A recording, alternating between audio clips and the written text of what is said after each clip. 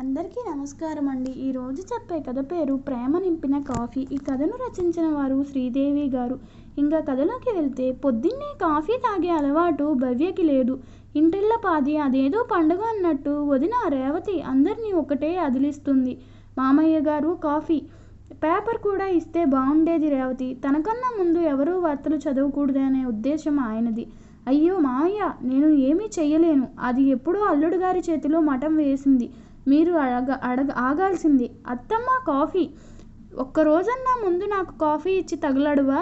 ఆడాళ్ళం మనం ఓ ఊరోళ్ళం అనే బుద్ధి ఎప్పటికి వస్తుంది నీకు? నవ్వింది అత్త. తాతయ్య గారు, ఇదిగో మీకు పంచదార లేని కాఫీ. చల్లగా ఉండు దీవిస్తూ వినిపించుకోకుండా నెక్స్ట్ స్టేషన్కి వెళ్ళిపోయింది బండి. తులసి పూజ కానిచ్చి 2 నిమిషాల ఆలస్యానికే గోడకి ఆనుకుంది సురేఖ అత్తగారు. బామ్మగారు పిలిపికే పాములా లేచింది. అబ్బో కాదు, కాఫీ వాసనకి మొగలి రేకును వెతుక్కుంటూ తాచుపాము వచ్చినట్టు కాఫీ సెగ దగ్గరికి వస్తున్న కొద్దీ ఉత్సాహం పెరిగి ఒక్క ఉదుటున దూకి కంచంలో కాఫీ అందుకుని ఓ గుక్క తాగేసింది. రేవతి నెమ్మదిగా, బామ్మ గొంతు పాడవుతుంది, నాలుక్కి రుచి తెలియదు, అసలే ఇవాళ పప్పు తప్పడం చేయబోతున్నాను ఉప్పదించింది మనవరాలు. ఇంతకు ముందు పొద్దున్నే అందిస్తున్నావు, అదే చేత్తో మనవడికి కూడా నెసిగింది బామ్మ. వదిన ఏం చెబుతుందా, సమాధానం చెబుతుందా అని ఆత్రంగా పుస్తకంలోని తలని కొంచెం వారి వైపుకు తిప్పి చెవులు రెక్కించింది ఆడబడుచు భవ్య. నీ మనవడు నన్ను మాసనం అని పిలవని రోజున అందిస్తాను, అంతవరకు మీరు తాగండి బామ్మ అని వంటగది వైపు నడక సాగిస్తుంటే వినిపించింది డాబా మీద మంచం మీద నుంచి ఓ అరుపు. ఓయ్ మాసనం అందరికీ పుణ్యజలాలు అందించడం అయితే నాకు కూడా కొంచెం తగలే. పతిదేవుల అద్భుతమైన వాణి పలికింది. అంతే, ఒకేసారి నవ్వేశారు.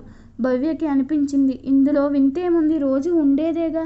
ఇంతలో 6 ఏళ్ల కూతురు సంధ్య వచ్చింది. నాకు బూస్ట్ ఇవ్వలేదు మమ్మీ, గుర్తు చేశావా? కంప్లైంట్ చేస్తున్నావే? పింకీ భవ్య నవ్వుతూ అడిగింది.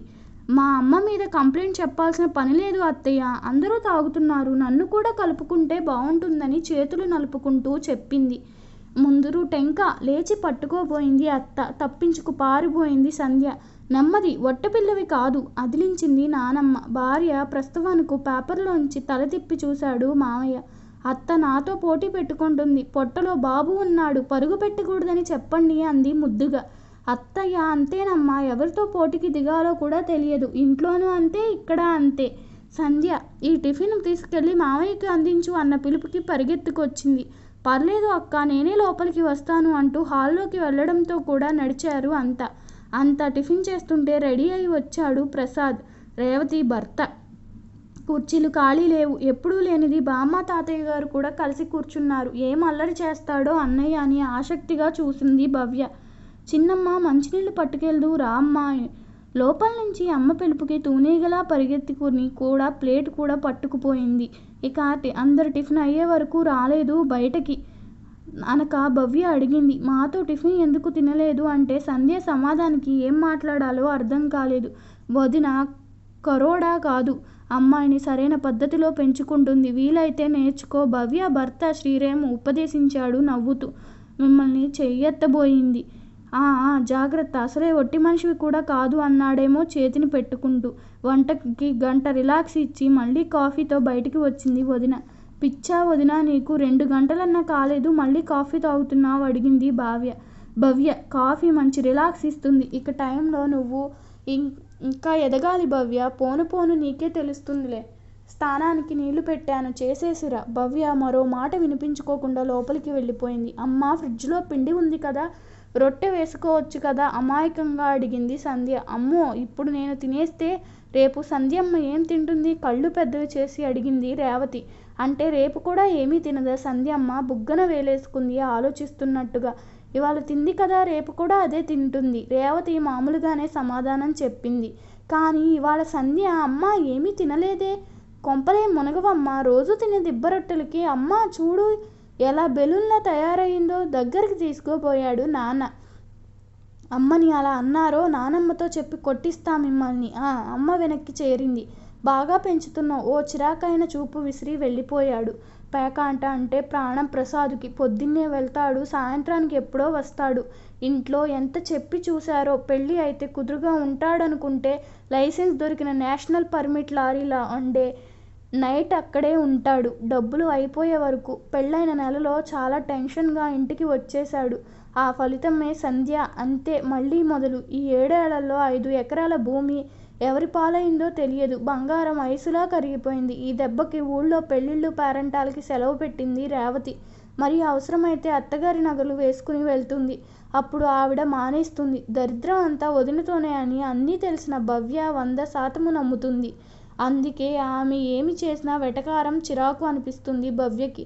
భర్తని మార్చుకోవడం రాలేదు. 7 ఏళ్ళయింది పెళ్ళై. కుదిరినప్పుడల్లా గుర్తు చేస్తుంది వదినకి. నాకు మా అత్త మామ ఉన్నారు. ఇలా ఇద్దరు ఇంతకన్నా పెద్దవాళ్ళు. ఒక లచ్చిందేవి అంటుంది కూతుర్ని చూపిస్తూ. కొన్ని పనులు మీరు చేసుకున్నవే ఉంటాయి వదిన. ఇంకా పొడవాలని చూస్తుంది. అదంతా పైవాడు చూసుకుంటాడు. నాకు తెలిసింది కుదిరినంత వరకు చేస్తూనే ఉంటాను. భోజనం వేళ అయింది. ముందు నీకు బామ్మ వాళ్ళకి పెట్టేస్తాను పద అంది. సంభాషణ వింత అత్తగారు నిట్టూరుస్తూ వంటలో సాయంకి వచ్చింది. ప్రతిదానికి ఆవిడని ఎలా ఎత్తి పొడవడం ఆపు భవ్య. అది మన బిడ్డకి ఈ అవస్థలో నీకు కూడా మంచిది కాదు. ఆ విషయం నాకు తెలుసు. మీరు కొంచెం శ్రీరామ్ ముఖంలో జరుగుతున్న తేడాని చూసి ఆగింది. చూడు, ఇష్టం వచ్చినట్టు మాట అనడం పద్ధతి కాదు. ఈ పరిస్థితిలో నువ్వు బాధపడకూడదని ఏమన్నా ఇక్కడ భరిస్తున్నాను. మన ఇంట్లో అమ్మగారి దగ్గర ఇంత ఫ్రీగా ఉండగలిగిన దానివా? ఆవిడ నాకు అమ్మ కాదు, అత్త అమ్మ ఎప్పటికీ కాలేదు. ముందు అది తెలుసుకోండి. నేను అవన్నీ బాగానే తెలుసుకున్నాను.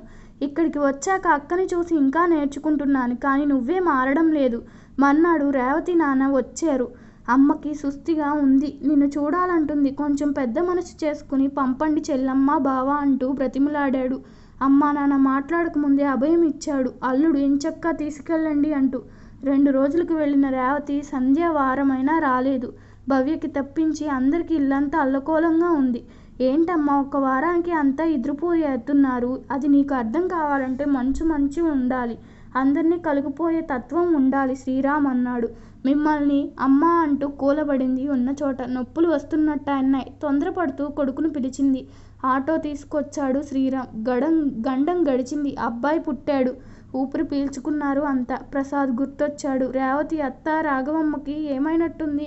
వీడు మదన పడుతున్నాడు మనసులో. కంగారు పడకండి అత్తయ్య. నేనే అక్క వాళ్ళ ఊరు పంపాను. ఏదో నాకు తోచింది చెప్పాను. బావగారు విన్నట్టే అనిపించింది. అత్తయ్య పిలుపుకి గుమ్మం వైపు చూసి ఏడ్చినంత పనిచేసింది రాఘవమ్మ. ఇన్ని రోజులు ఉండిపోయావేమిటే అందేమో. నాకు బుద్ధి రావడం కోసం ప్లాస్కోలో కాఫీ వచ్చి భార్యకి అమ్మకి అందించాడు ప్రసాద్. నిజమేరా, నేను చూసింది. కళ్ళనీళ్ళు తిరిగినాయి రాఘవమ్మ జంటకి. అంతా బావా పుణ్యం. నా సంధ్యమ్మ చిన్నతనాన్ని చాలా మిస్ అయ్యాను.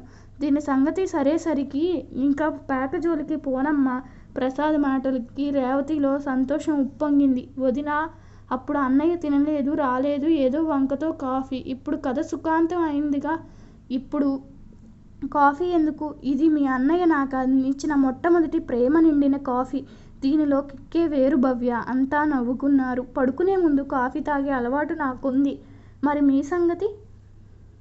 ఈ కథ మీకు నచ్చినట్లయితే నా ఛానల్ను సబ్స్క్రైబ్ చేసుకోండి. మీ అభిప్రాయాన్ని కామెంట్ రూపంలో తెలపండి. ధన్యవాదములు.